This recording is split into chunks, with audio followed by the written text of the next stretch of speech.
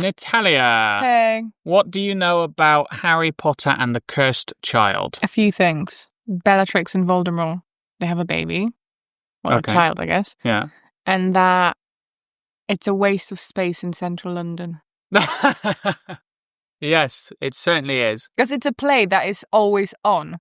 Yeah, it's incredible. If you don't know, in London, there's a theatre very close to Trafalgar Square and Leicester Square that is literally just the Harry Potter and the Cursed Child theatre, basically, for all intents and purposes, because it's just constantly playing. What was it before? Yeah, good question. I don't know. There's a very similar one in London that's just the Hamilton Theatre, and it's just the only reason it's Always still on. continuing is because of like Hamilton. This script is a theatrical addition to the Harry Potter series. So this is the first Harry Potter property that we're reviewing that is not just a standard Harry Potter book that was adapted into a standard Harry Potter film. The Cursed Child hasn't yet been made into a film. Are they planning to? So Warner Brothers really, really wanted to have this be adapted into a movie. But I don't know if you are aware of this, but the author has some slightly unruly opinions about certain groups of people. Yeah. So, and she has now come out like actively against the three main actors who portrayed Harry, Ron, and Hermione. So obviously, like the entire point of doing a Harry Potter and the Cursed Child adaptation. Oh, they're in it? Harry, Hermione, Ron, and Hermione? Well, I won't say anything without spoiling it. I think I might be one of like 5 people on this planet who don't really know what happens in it. So just to clarify, the only thing you are aware of is that Voldemort and Bellatrix have a child. Yeah, and that's the Cursed Child. Okay, interesting. That is what in maybe the top 3 craziest things about the script. I read the script when it came out, and even back then I wasn't that particularly fond of the play. I mean, this was, if I recall correctly, post J.K. Rowling's trans nonsense views coming out. I tend to find that people who express an opinion about Harry Potter and the Cursed Child are in 2 camps. There is the camp of people that have gone to see the play, like the actual live theatrical production in London. They universally love it. And then you get people that have only read the script and they universally think it's a pile of dog shit. And I happen to be in the latter category, and I happen to agree with that. It is a bunch of dog shit. Now, I'm not going to spoil the plot to you. Can you say bunch of shit? I don't know. You can say bunch. It's a pile of shit. Yeah, not bunch. I do apologize. A bunch like of flowers. We were considering how exactly we were going to tackle this.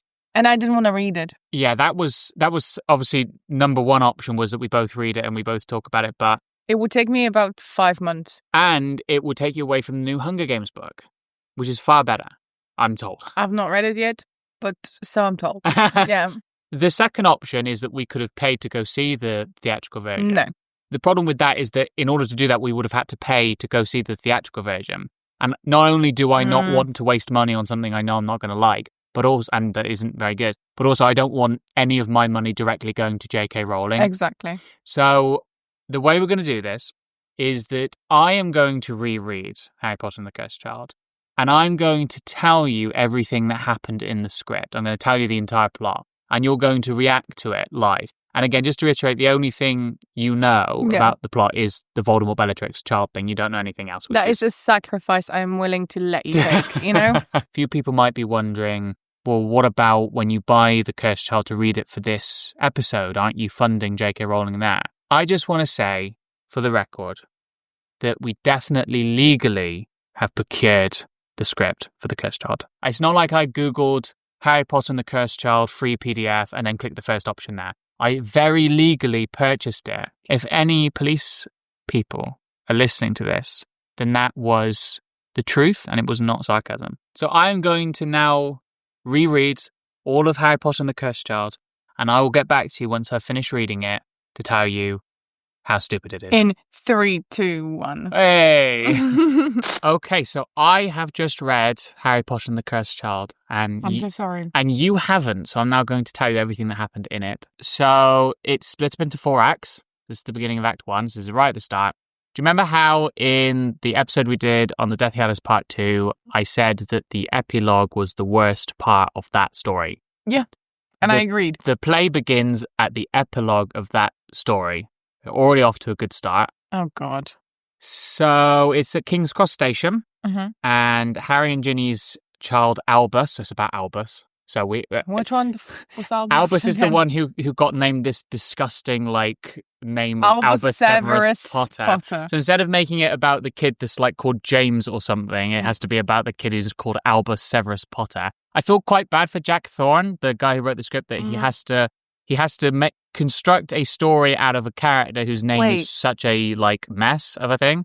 Wait, who wrote this? Jack Thorne of A Christmas Carol. Yeah, fame. but I thought J.K. Rowling wrote it. So J.K. Rowling helped develop the story. So the official marketing for the play, J.K. Rowling, with the help of Jack Thorne and this other guy, helped to craft the story, but the actual play itself was written by Jack Thorne. Do you remember there was a time when every YouTuber was releasing books? Yeah. And their name would be on the cover, but they had nothing to do with it would always be writing it. Yeah. It'd have 7 writers, and then they'd be like, oh yeah, but this person helped develop the story. There was never a YouTuber book that came out that was actually a good book or like a good work of fiction. It was always Zoella makeup tips or something like that. It was just some trashy things you pick up at a W.H. Smith's. Joe Sugg did a graphic novel. Yeah. And he had nothing to do with the graphics, and he had nothing to do with the novel.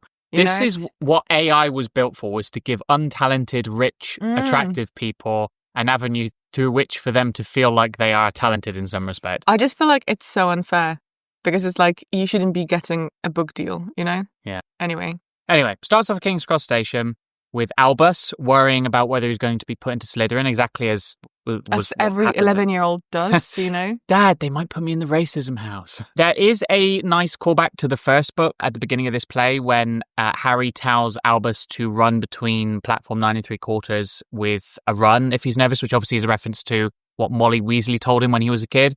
Even though I don't have much nostalgia for Harry Potter, I did think that was quite sweet because that's a nice way of reincorporate. Because it shows that Harry has now got to a point where he's an adult. I just had a thought. Yeah. Doesn't happen very often. I bet this was never turned into a movie because none of the original actors would want to be in it. Well, that's exactly right. I honestly think that had the J.K. Rowling thing not happened, we would have had a Harry Potter and the Cursed Child film at this point because I'm sure they wouldn't have minded coming back to make absolute when they're donkey actually money. In their 30s now. Yeah, so they could play the characters and not have to be aged by terrible makeup.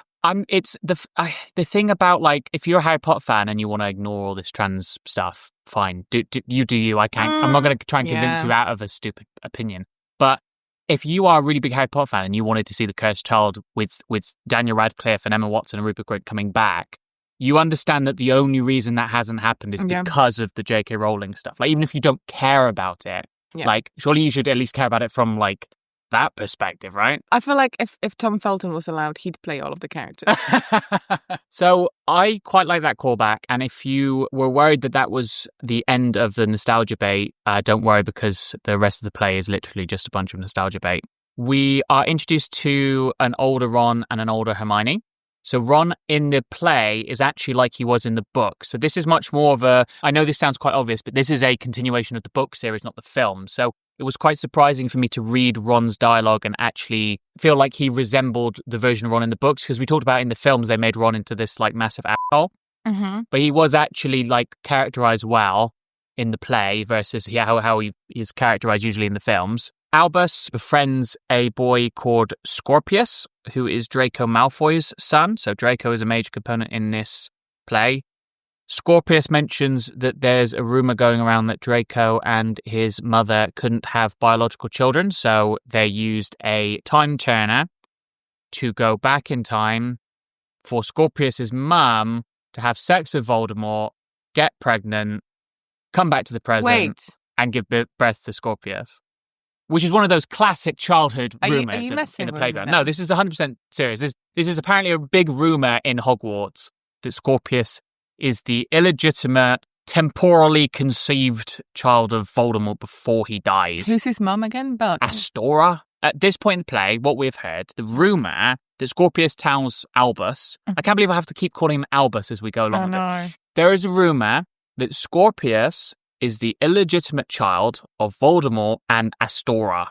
And she went back in time. That's the rumour. That she used, somehow she found a time turner. But I thought they were all destroyed. Good point. Yeah, good retort because Neville destroyed all the time turners because he knocked a cabinet, and then the entire concept of time travel was destroyed in that And moment. they lost the instructions on how to make a new one. Yes, naturally. Because it was all there. Absolutely. It makes you wonder how time turners are created in this universe, right? You would think that perhaps if a story involved the creation of a time turner, that it might provide some explanation as to how a wizard could create such a device.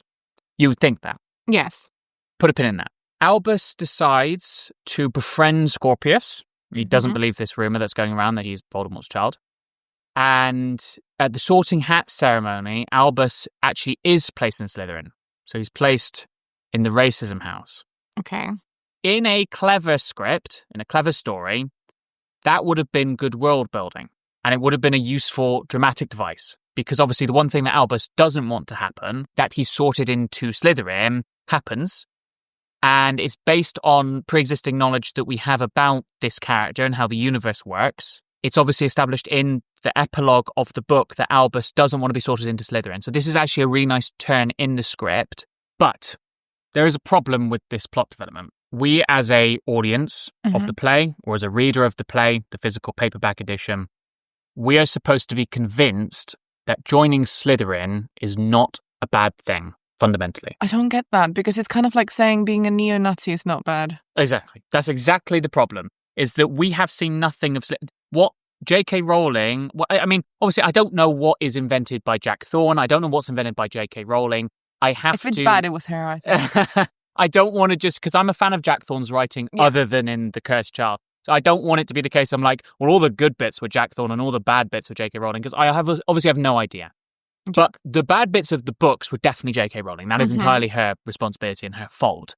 That she has done nothing to suggest that Slytherin is anything other than the Hitler Youth of Hogwarts. So it's completely reasonable that Albus does not want to be slotted into Slytherin. And whether it was Jack Thorne's idea to make a story about how being in Slytherin actually isn't just about being a young neo-Nazi, I don't know. I don't know whether that was J.K. Rowling or him. But it doesn't work because this entire play was billed as a continuation of the book series. So I think it should be judged as such, right? It is a continuation, especially because so much of the plot is based around nostalgia. Slytherin House at Hogwarts is literally a racial supremacy group. That's literally what it is. They believe in blood purity and extremism. And so the idea that it's weird for Albus to not want to be in Slytherin is in and of itself weird. There's a bit where, in scene 2 of this play, where Harry's talking to Ginny, Ron and Hermione, and Harry literally says to them something like, oh, it's really weird that Albus doesn't want to be sorted into Slytherin. Albus being sorted into Slytherin is like Winston Churchill's son being sorted into the Nazi party. It is that, like, discordant with what is going on in this world. And the fact that he doesn't want to be sorted into Slytherin is not weird. It is not a odd thing for a child. It's not like he's got this simplistic model of the world of everyone's a real good guy or a real bad guy. So this turn, this dramatic twist about him being sorted into Slytherin in a better universe, in a better constructed universe, might have been genuinely effective.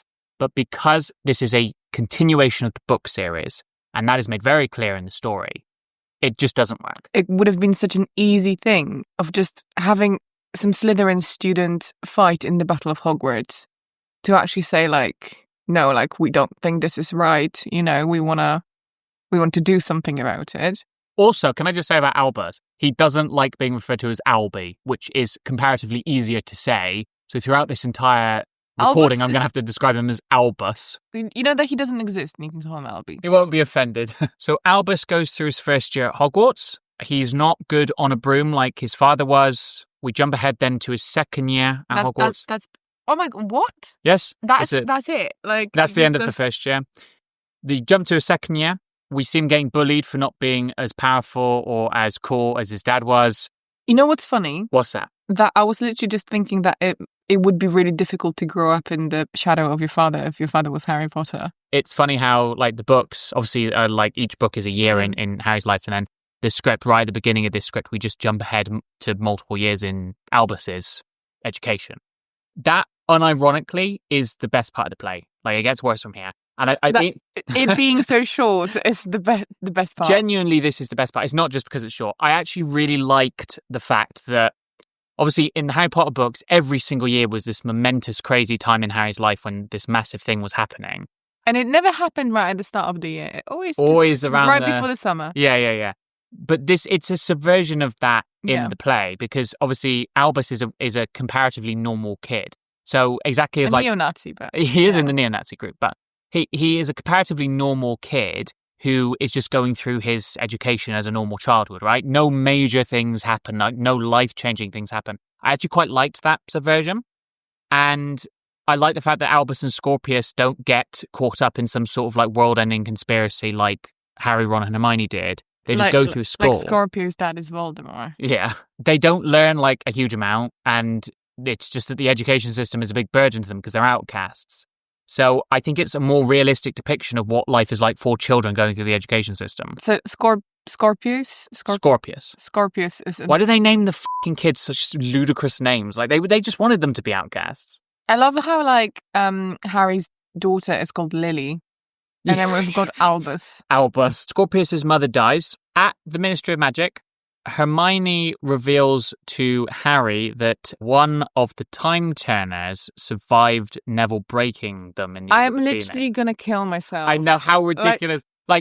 It's almost more like, obviously the idea that Neville ran into a cabinet and destroyed the entire concept of time travel. And it was just put in a glass cabinet, not even like a lock or anything, in this magical world that can, like, he can just have a lock and use magic to lock it. You know what I mean? Like, why did they put it in a glass cabinet? The idea that all of the Time Turners got destroyed is ridiculous, but I think it's actually more ridiculous the idea that every single one got destroyed except for one. I find that actually more ridiculous and less believable. What is it about Time Turners only being in Britain? Yeah, good point as well, yeah. But we know for a fact that there's a magical school in France and Bulgaria because they've come to visit European, in the fourth Hogwarts. one. Yeah. In Bulgaria, not just all of Eastern Europe. But do you think if I was a wizard from Poland, I would be sent to Bulgarian school and I would understand what they're talking about? I think J.K. Rowling thinks that would be the case. Because it's like, was it Dunstrang? It's just all vaguely Soviet-esque. They all look like they're like still in the 60s in like the Soviet Union, no? It's because because of the fairy tale logic in the book, she has these stereotypes about entire nationalities. Yeah, because right? the French school is just girls. The Time Turner that they find can apparently go back further than just 1 hour increments. And that's useful. I know how useful to the plot, useful. Right? Yeah. And apparently this Time Turner was created by a Death Eater. How he created the new Time Turner is never explained, and it makes you wonder why these aren't just popping up all over the place, because it's not suggested that the Death Eater who created this Time Turner is particularly skilled at magic or has some unique ability to create Time Turners or something. So we don't know how they're made, and we don't know why it's not the case that every single dark wizard can create these things. This play is actually putting me to sleep, and I literally just had a coffee. It's the thing that I'm just like, are you finding right now, because we're about halfway through Act 1, so far I've described, right? And all I've really described is a bunch of nostalgia, because I've described to you like... But isn't it what it is? It's just nostalgia Yes, porn, exactly. Isn't it? But when we think back to the Harry Potter books, right? I am not a fan of the Harry Potter books or the films. But one thing I absolutely can say is that each book, each installment, is its own story, right? Yes. Now, of course, there are elements that are brought back from previous books, right? Because you need a continuous plot across the whole thing. Yeah. But you can describe each book as its own story. Like, yeah, you could literally, like, if you haven't seen the first, like, 2 movies, you can watch the third one. Yes. And you can, like, you're not going to understand all of the new ones. Not that there is a lot, but, like, you know, but you can still enjoy it as, like, a standalone story. Yes.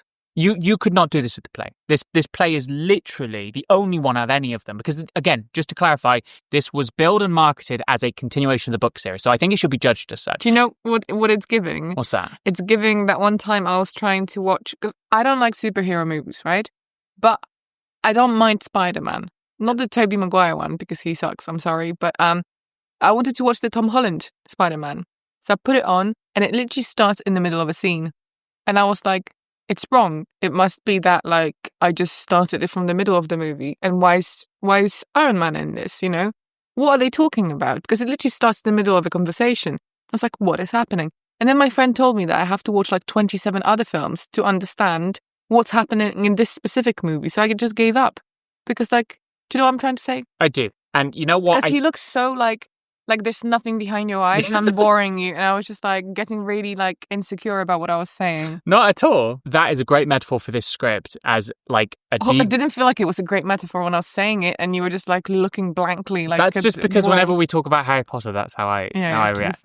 It's a great metaphor for this script that it's like you're watching a film but halfway through. Because it feels like we've started a story halfway through. Because again, all this is happening in the first half of Act 1, right? And it's just... What kind of plot elements are being introduced? Albus from the epilogue. Draco's child. From the epilogue. From the epilogue. The Time Turners. Old being repackaged. Because do you not think that she just got lucky with Harry Potter? I have complimented some aspects of the writing. I actually find it quite easy, personally, to separate art from an artist. I'm not saying necessarily that's the ethical... Nice. Yeah, I know. I'm not saying that's necessarily the ethical position. Maybe ethically you shouldn't do that. But I'm just saying on an emotional level, I don't particularly... Like, if I were to reread the books, I could, as insofar as the trans stuff is concerned, because the books don't really feature anything to do with transgender issues, I could separate that from the books and judge it on its own accord. But even doing that, there's still massive problems with the books. At this point, speaking of nostalgia, Harry speaks to Amos Diggory, which is Cedric's father. Amos has heard that there is a time turner that can go back into the past. He asks Harry to use it to go back and save Cedric. Albus meets Delphi Diggory, who... it's so annoying to have to describe this and use the stupid names that they've come up with. She introduces herself as Amos's niece and carer. Harry and Albus have a spat, and we're treated to a flashback scene, which is just a bit from the first book, when Hagrid breaks into the lighthouse to give Harry his birthday cake from the Philosopher's Stone, because this play is only in existence to pump nostalgia into your mouth like tepid hot goo. They put a funnel in your mouth and they just like pump in the nostalgia. Do you remember in the Philosopher's Stone when Hagrid breaks in with the birthday and cake? They're like, and you're like, I can't have it. No, please, I'm choking. Translate. At this point, Harry's scar starts to hurt for the first time in several decades because obviously, if you recall from the books... I thought it was gone after the thing. Yes, in the books, the whole point is that the scar, the pain has stopped. But it's... No, but I thought this scar was gone in the books. No. It's just that the pain of the scar has gone because Voldemort died. But he begins to feel it again, which is sort of like, hint, maybe Voldemort's still alive. Albus learns about the Time Turner and that the Ministry of Magic have retrieved it from a Death Eater, which again begs the question of how a random... Death Eater was easily captured by the Ministry and able to reinvent time travel after Neville destroyed all of time travel.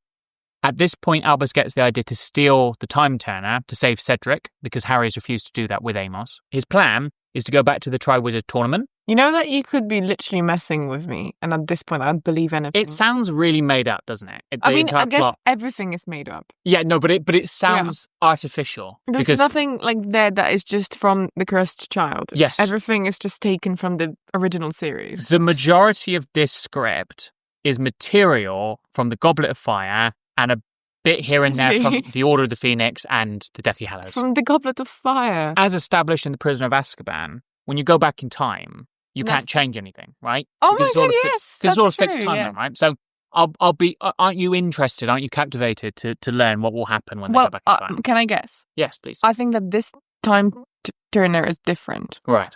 And this one's actually like not just a magical time turner, but it's like a magical one.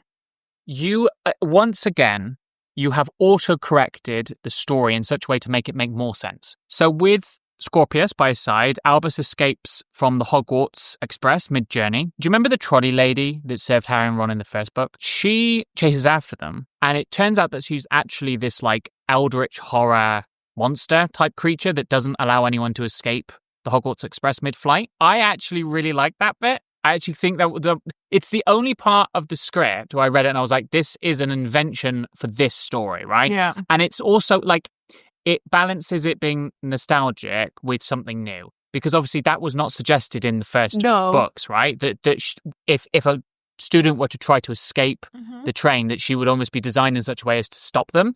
And she, like I say, she's depicted as this like Lovecraftian monster, like secretly behind the facade of being an old woman. I actually genuinely really like that idea. She didn't do anything when the Dementors like attacked, but okay. She was just sitting on her ass when Voldemort was attacking Hogwarts. Don't know why they didn't throw her into the mix, but it adds a certain irreverence to the world building that I actually quite like. Like, I appreciate the fact that this There's something new. Yes, and I almost appreciate the fact it doesn't make much sense. Like, it is for kids, I guess. Yes, I like the acceptance that this is a magical world. This is a sort of Alice in Wonderland type adventure where things happen that don't make sense, right? But the problem is the consistency, because then you have things that are supposed to make sense, like the time turners, right? And they don't make sense. Let me just add to this, because I said that's meant for kids. It's not meant for kids. It's meant for... No child will read this. Yeah, it's meant for people in their late 30s to relive their childhood. And people who have a podcast about British culture. Yeah. Where in the play are we? Like, which act? Because I don't know if you've noticed, but I've been yawning like crazy. We are near the end of the first act. There are 4 acts total. Excuse me? We haven't even got halfway yet. After they manage to escape the Hogwarts Express mid-journey, Albus and Scorpius enter what is effectively a wizard retirement home, and they meet Amos and Delphi, the latter of whom joins them to help try and steal the time turner. All 3 of them take Polyjuice Potion to sneak into the Ministry of Magic, because I guess the Ministry of Magic still has no way of verifying that someone is who they say they are. Again, the fact that a bunch of kids across the entire book series and this play have managed to use Polyjuice Potion to sneak into what is effectively the White House of this world. Yeah, even when we went into the actual... Well, we didn't go to the White House, but we went to the Capitol. There more security there. There was more security at the train station to get to Washington, D.C. than apparently there is within the equivalent of the wizard government. After they take the Polyjuice Potion, they sneak into the Ministry of Magic, and Albus, who at this point is pretending to be Ron, has to distract the real-life Harry, who has managed to walk in and spot them in the act, right? Are Ron's and Hermione's children, in it, they're side characters. They're side characters. They are in it. They are in it, but they're not really major. The main 2 characters of the play, aside from Harry Potter himself, because, again, this has to be sort of nostalgia-oriented, are Albus and Scorpius. The 3 of them, Albus, Scorpius, and Delphi, they managed to find the time turners in Hermione's office. How old is Delphi meant to be? She's a little bit older than Scorpius and Albus. And they managed to go back in time, which is the end of Act 1. So we don't know where they end up. That's the end of Act 1. We once again get treated to another flashback scene of Harry as a kid, because all of this is ultimately just nostalgia bait for the books. And then after that, Harry, Hermione, Ron, Ginny, and Draco run off to the Forbidden Forest to help find Albus and Scorpius, because they are now missing.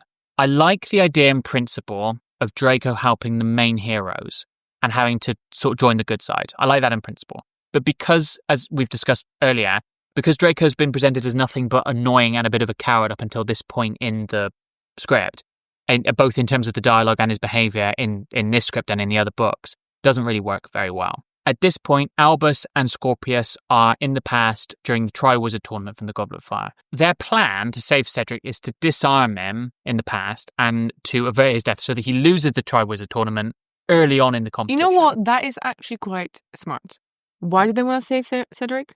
So they want to save Cedric just for the sake of saving Cedric, to do a good thing, basically. But I bet they didn't know who the Cedric was. He is, the characters from the books at this point in the script, in this point in the universe, are considered kind of historical figures. Snape, for instance, is considered a historical figure in the Wizardry. Is Cedric Cedric, I would suppose, is also considered similar to that. And that's part of the reason why Albus wants to save him. It turns out the time turner that they're using has a time limit, ironically. What? Which forces them back into the present, where they get picked up by their parents.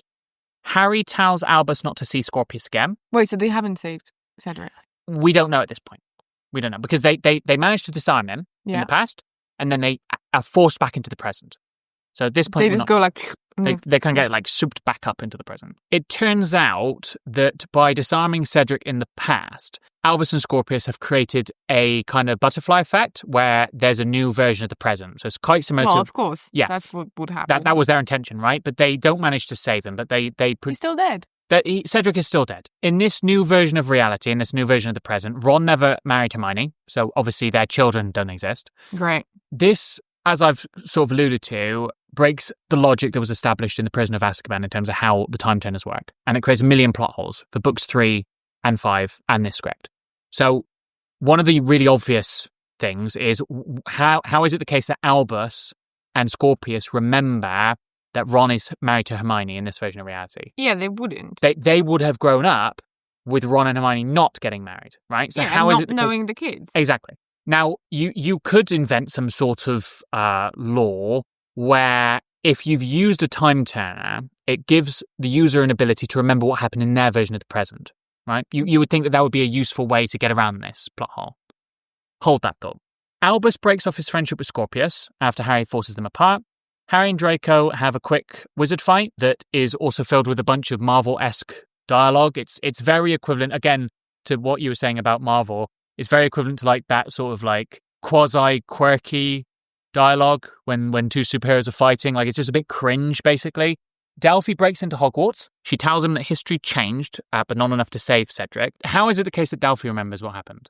Delphi wasn't... Magic. Delphi didn't go back in time. Sam's magic. Magic? Don't you remember magic? Delphi, it really annoys me. Like, this is a really small thing in the grand scheme of things. Like, it doesn't really matter. But it just really pisses me off that they didn't, like, have a line in there to explain why this is the case. It's because they didn't know. Because at least, like, it would be lazy to say that Albus and Scorpius remember it because he's a time turner. I think that's lazy. But, like, at least I can suspend my disbelief that that's the reason, right? Yeah. Delphi was not part of any of this. She should not have remembered anything that happened in the previous version of reality. How is it the case that she remembers? This is never brought up again. It really pisses me off that it's not brought up again. Albus and Severus make up. They then decide to use the time turner again to go back to the Triwizard Tournament. They actually manage to save Cedric this time before they are automatically returned to the present. Scorpius is fine, but Albus is missing. Scorpius realizes that the reason that Albus is missing is because it turns out that by saving Cedric,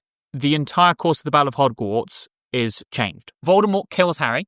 Albus doesn't exist. That's why Albus then has popped out of existence. Scorpius is alive because Draco and his mother still had him. So basically, it's like, imagine, it's very similar to, like, you know, those alternate history novels about, like, what if Germany won World War II? So Voldemort won, basically. Voldemort won, right? This is the new version of reality. Everything that happened before, all the present stuff, that's gone. The only one that remembers now the difference is Scorpius. And that is the end of Act 2. That is it. Act 3. So in this new version of reality that they've accidentally created, Scorpius has gone from the shy, precocious kid that he was originally to the cursed child. He has turned into a sort of athletic, Aryan-like pupil who, instead of being bullied because he was a Malfoy, is now actually rewarded for being a Malfoy because, of course, in this universe, Draco and his entire family are now in the sort of higher echelons of society. Draco has gone back to his bullyish ways as he was prior to the Half-Blood Prince. Scorpius researches the history of this new timeline and discovers that when they changed the past to avert Cedric's death, he became so embarrassed at losing the Triwizard Tournament to Harry that he became a Death Eater. Cedric? Yeah, he became a Death Eater and killed Neville. And because Neville died, he couldn't kill Nagini in the Deathly Hallows. So Voldemort then had a Horcrux left, in which he used as leverage to kill Harry. Do you have any comments on that particular plot point? Sorry, give me a second. I need you to keep in the pause in the podcast. It's not that I have nothing to say. The gears in my brain are still kind of trying to make sense of this. Cedric, known as this really nice boy from Hufflepuff. Yeah, Cedric was known for being really nice and really friendly. I feel like that is not in his character to get upset about losing something. No, in fact, literally, one of the points that is made in the Goblet of Fire, Cedric loses one of the challenges, right? Yes, he does. And Harry helps him to continue on, because Harry doesn't really care in the Goblet of Fire whether he wins the Triwizard Tournament or not. So he helps Cedric, and Cedric repays that kindness. Yes, by helping him later. So we already have established that Cedric is a man or boy who, when he loses something, isn't prone to bursts of anger or ego, right? No, he doesn't really have much of an ego. No. Of course, he wants to win it like anyone else would, except for Harry, who was just like tricked into participating. But like, you know, yeah, he just seems so nice. He wasn't even like, he's just so nice. He's such a nice boy. Like, it just makes absolutely no sense. This is probably the worst part of the script, and this is probably the stupidest thing that happens in the entire script. The idea that had Cedric lost the Triwizard Tournament, which of course, him participating in the Triwizard Tournament, initially he knew there was a chance he might lose it, right? Yeah. The idea that he would be embarrassed at losing the Triwizard Tournament. He only had a 25% chance of winning. Yes, absolutely. And the fact that then that motivates him to effectively become like the Goebbels to Voldemort's Hitler is such a betrayal of the original character and the fourth book. I don't care that much because I'm not a Harry Potter fan. But if I read this and I was thinking of it as a continuation of the book series, I would be so pissed off that a beloved character was treated with such disrespect as a plot device. You know, at the end of the Goblet of Fire, Dumbledore was like eulogizing Cedric, and he was like, "Oh, he was such a nice guy, and he was so caring and kind." It turns out that wasn't the case. It turns out that secretly he always wanted to be a Death Eater, or always had the capacity to be a Death Eater. And were it not for the fact that he wasn't completely embarrassed, for the fact that Voldemort killed him at the end of the Goblet of Fire, he would have turned out to become a Nazi. Like, that's ridiculous. It's ridiculous, and it's like, I would be more likely to believe that Harry turns into a Death Eater. 100%. 100%. And I would go so far as to say that although that would also, I think, be a bit stupid in the script. Yeah. Like, if that were what happened, if they somehow managed to create an alternative timeline where Harry becomes... Because Voldemort even suggested to Harry, like, come to me and, like, you know, rule with me or, like, whatever. Yeah. Like, we can be on the same side. Yes. That makes way more sense. And also, I think that would be more powerful as well, because imagine if Albus hadn't popped out of existence, but in fact now is living under his father's shadow in a different way. And he comes to understand his father a bit more through that. That, and also he's treated more like Scorpius was before. Exactly. So you have that mirroring as well. Yeah, exactly. Like, just accidentally, we are writing a better version of the script. It's not very difficult. No. Obviously, it's an easier thing to take something that already exists and try and figure out ways to fix it. But like, she had editors. Yeah, she could afford, like, the best editors in the world, or Jack Thorne could have afforded the best. Like, obviously, like, it's not Jack Thorne, like, paying for this production, right? But he presumably is getting paid fat stacks of cash. I'm shocked at the amount of Harry Potter fans that don't bring this up. That this beloved character from the fourth book, had he lived, would have become a Death Eater. Yeah. Ridiculous. In this alternate timeline, Scorpius meets Snape, who's still alive in this universe. And he's still pretending to be a Death Eater because obviously all of his allies got killed. The alternate universe Ron and Hermione are still alive as well. And they've joined Snape underground to create this kind of like government in exile version of the Order of the Phoenix. Snape is alive. Snape's alive. Ron and Hermione are still alive. They're working together because at this point... But they're not like lovers. No, they're still not married in this version of reality. Scorpius uses the Time Turner again to go back and ensure that Cedric does die in the Triwizard Tournament, so to reverse everything that they'd done before. At which point, all the other characters like Albus, the original version of Harry, Ginny, Ron and Hermione, they pop back into existence. So he just like goes back in time and he murders Cedric. Yeah. Cedric is just like, haha, I survived, and he just gets stabbed. Yes, basically, like they orchestrate so that Cedric died. So there's no now moral... he's a murderer as well. Yeah, there's no point at which Scorpius or Albus, for that matter, sit down and go, I guess we did basically cause this guy to die. Like, I know obviously it was like a baby Hitler situation, but like there's no rumination on the ethics of this situation. Sorry, but like just comparing Cedric to killing baby Hitler, it's insane. Yeah, I know, but it's literally like he's positioned as baby Hitler. Yeah, I know, but it's insane because it's like this nice guy. Yeah. And now obviously everything's been reverted to normal, right? So everything's back to normal as it was before they started this whole Time Turner thing, right? This is still the beginning of Act 3. They have fixed all of the problems, right? There's another act left. There's a whole rest of this act and another act to come, right? Mm-hmm. Why is this a major element of the story? This alternate universe in which Voldemort wins. Is that not what... This isn't what the play's about. You'd think this would be what the play's about, right? What is the play about? Good fucking question. The play is about... Don't you remember reading the Harry Potter books? And when you were a child. Don't you want to feel like you're a child again? Don't you want to relive the glory days? That is what the play is about. It's a very short segment of the play, this alternate history thing, right? Now, obviously, as we've discussed before, we haven't seen this play visually. So maybe like there's something in the way that it's produced. I'd like to go see it, but at the same time, I don't want J.K. Rowling to get any of my money. At this point, rereading the script, I feel like I want to watch this in the same way I want to watch like The Room or Birdemic. Like the ridiculousness of the story and the way that the nostalgia element is sort of like threaded into it. Again, if I was a Harry Potter fan, Not only would I be pissed off that they've established that Cedric is like A Death Eater. a Death Eater, but also that part of the play has nothing to do with anything. Like, they didn't need to put that in. They could have ignored that. They could have come up with any other millions of excuses as to why Voldemort in this version of reality would have won. It's just dropped in. It's literally like 2 lines. It's just dropped in the middle like a big nuke bomb in the script. That this beloved character who was established as being a very nice guy who died tragically before his time, it was a good thing that he died. At this point, they have lost the Time Turner. So they don't know where it is. They try to find it to destroy it again, to make sure that something like this never happens, right? They bring Delphi with them to help find the Time Turner and destroy it. They manage to find it, but it turns out that Delphi is secretly a Death Eater. So she wanted them to go and save Cedric because somehow she knew that he would turn into Hitler? You know what? I hadn't thought of that. Yeah, you're right, because Delphi is helping them find the Time Turner. I guess it's implied that, like, she is doing it because she wants them to resurrect Voldemort in the past. She wants to prevent Voldemort's death. But, like, how would she know How would she know that Cedric... happens? Yeah, it doesn't make any sense that she would know that Cedric not dying would cause Voldemort to win. And for him to turn into a Death Eater. She steals the Time Turner back from them to restore the aborted timeline that Scorpius helped prevent, where Voldemort wins. Harry and Draco confront Amos, so Cedric's dad, about the whole thing about helping Albus change the past.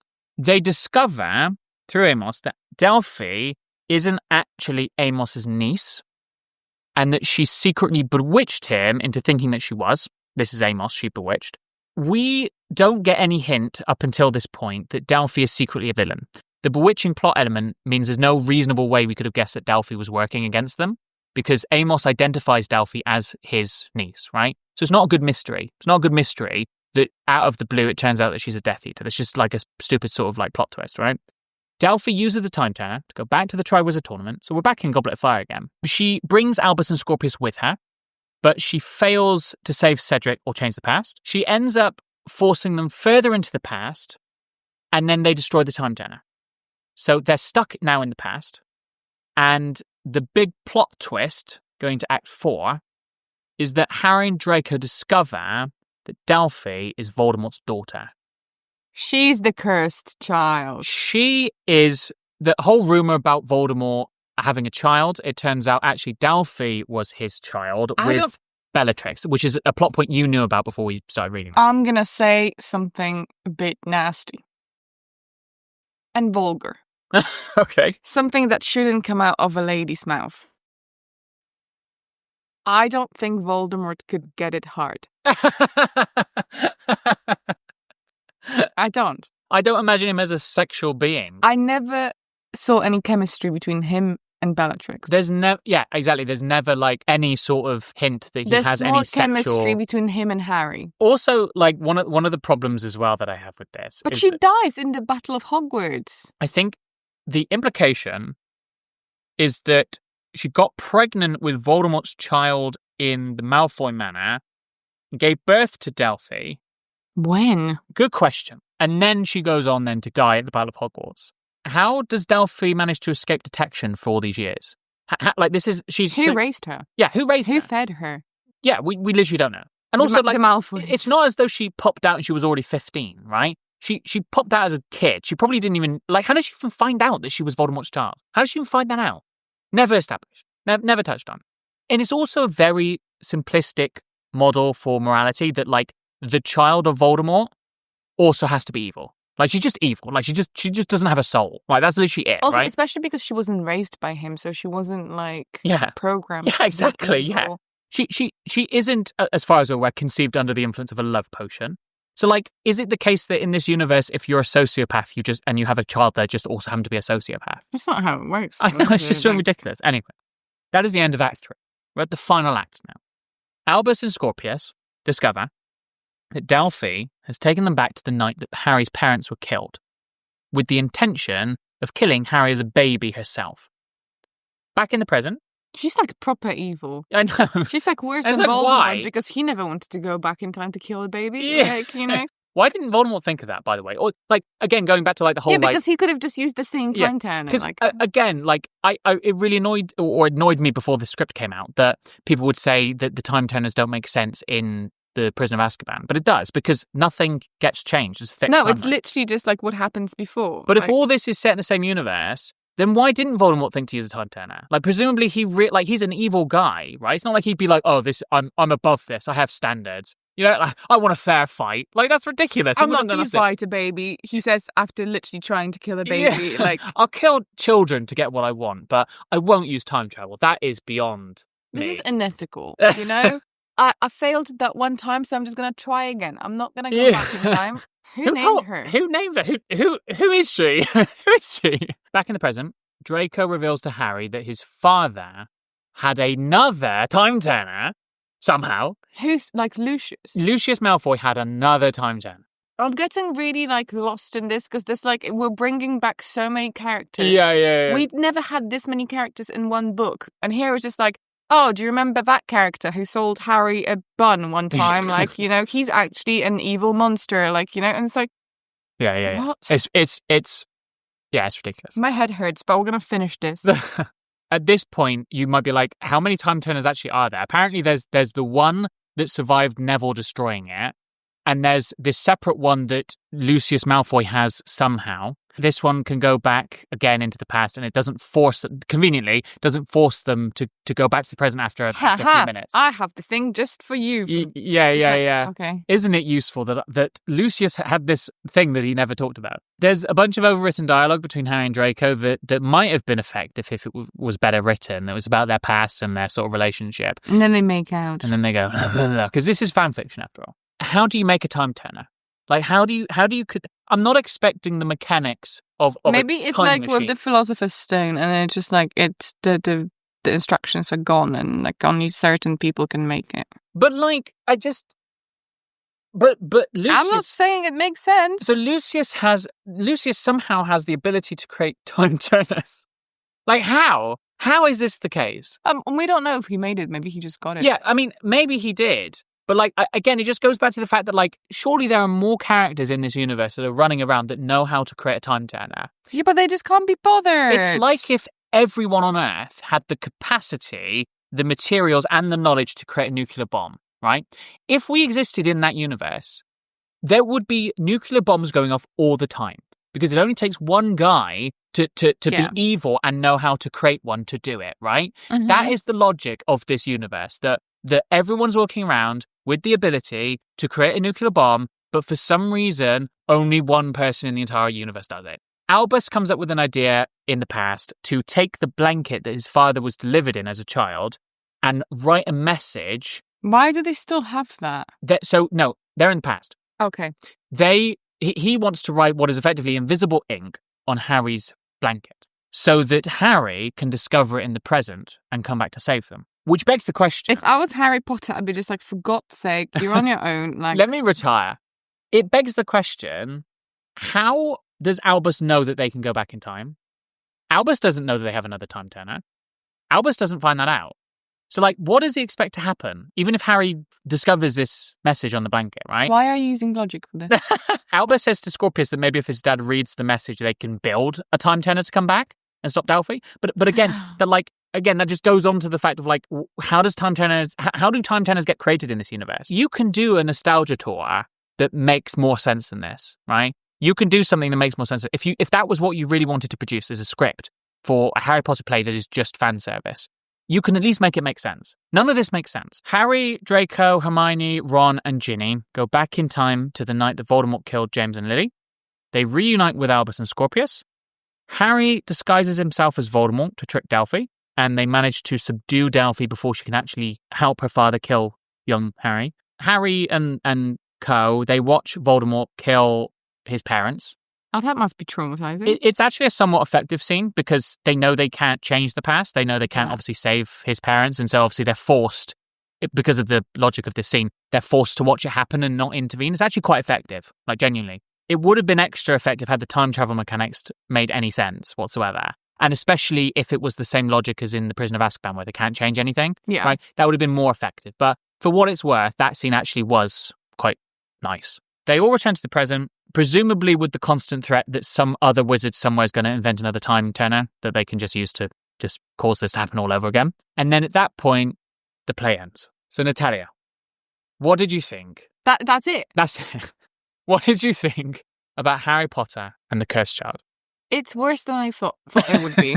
Obviously, like, I'm describing the story to you. There's more to it than what I've described because obviously you have dialogue. But honestly, as someone who read the dialogue, I actually think the way I've described it, although obviously makes kind of biased, it kind of makes it better because I can't really speak as much to the dialogue because I personally found the dialogue to be very Marvel-esque, like bullshitty, kind of like quote-unquote witty. I feel like there's a lot of exposition in this, but not a lot of substance. Yes.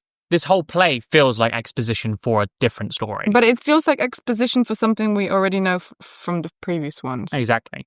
Again, to give credit to the books, there was never a time when I read one of the books and thought, this is just a bunch of fan service. Even the Deathly Hallows is an original story. Yeah. I say original. It's at least original in the context of Harry Potter. It continues from the previous ones, but it adds more. It adds more than it borrows from itself, right? Now, I don't like the Deathly Hallows, but like I can give it that. The Cursed Child is running on fumes. I don't know who to blame for this because the story apparently was neoliberalism. Absolutely. I don't know who to blame for this story being so bad. Jack Thorne is a very competent writer. He's a very good writer as well. Like literally every other thing that I have watched of his or read of his has been fantastic, other than The Cursed Child. But again, I don't want to say that it's all J.K. Rowling because I would presume that Jack Thorne... I would presume that Jack Thorne wrote the dialogue, and I really did not care for the dialogue in this play. This is something that's much more difficult to get across than like the stupidity of the story, but the dialogue is really cringe, basically. It is in the style of J.K. Rowling's dialogue from the books, so it's not all Jack Thorne's fault because he's just writing to what the sort of project was. He could have influenced the story in a better direction than what we got. Sorry, Jack. Next time, we're starting the Fantastic Beasts films. No. So if you thought the writing was bad in The Cursed Child, you don't know what's in store for you.